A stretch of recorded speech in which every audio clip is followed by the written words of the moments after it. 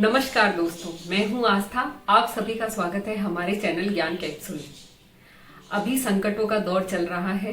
हम सभी ईश्वर से प्रार्थना करते हैं कि वह हमें इन संकटों से शीघ्र उबारे।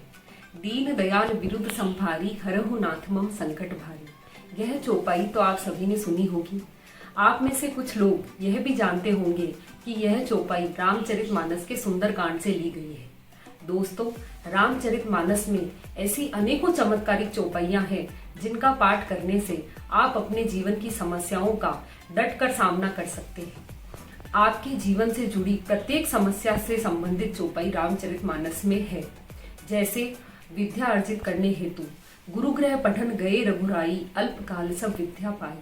मनोकामना पूर्ति हेतु कौन सो काज कठिन जग माही, जो नहीं हुई तात तुम पाही। आजीविका अर्जित करने हेतु विश्व भरण पोषण कर जोई, ताकर नाम भरत अस हुई। और भी कई प्रकार की चौपाइयां हैं जो विभिन्न समस्याओं से संबंधित है। हमने यह सभी चौपाइयां वीडियो के डिस्क्रिप्शन में लिखी है। दोस्तों, भगवान राम के जीवन पर अनेकों ग्रंथ लिखे गए, जिनमें से दो ग्रंथ बहुत ज्यादा प्रचलित है। पहला रामायण व दूसरा रामचरितमानस।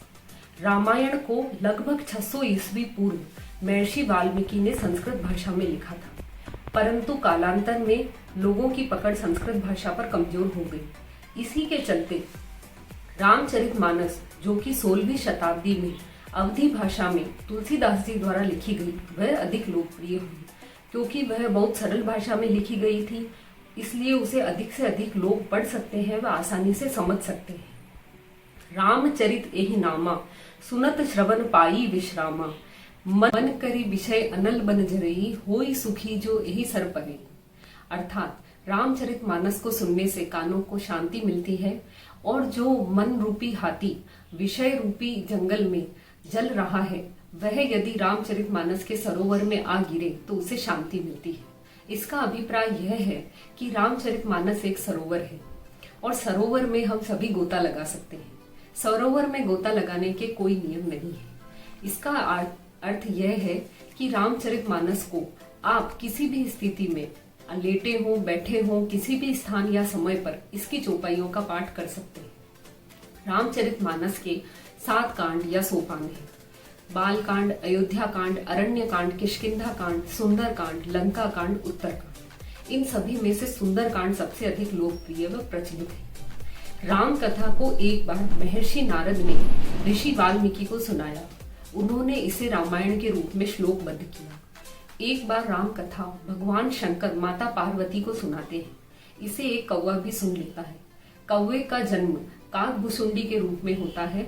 वह यह कथा गरुड़ को सुनाते हैं। जो कथा भगवान शंकर ने माता पार्वती को सुनाई, वही कथा तुलसीदास जी ने रामचरितमानस के रूप में लिखी है। यह भी माना जाता है कि तुलसीदास जी को रामचरितमानस लिखने की प्रेरणा भगवान शंकर व माता पार्वती से मिली थी।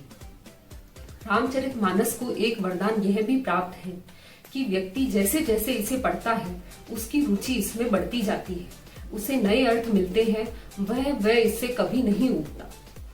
रामचरितमानस के संबंध में एक घटना और प्रचलित है। तुलसीदास जी काशी के रहने वाले थे। उन्होंने जब रामचरितमानस को लिख लिया, तब उसे काशी विश्वनाथ के मंदिर में ले जाकर रखा गया।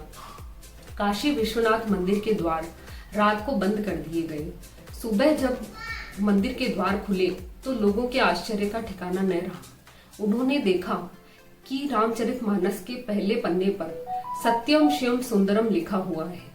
इसका आशय यह है कि यह ग्रंथ स्वयं शंकर भगवान द्वारा सत्यापित किया गया है। हमें आशा है कि आपको यह जानकारी अच्छी लगी होगी।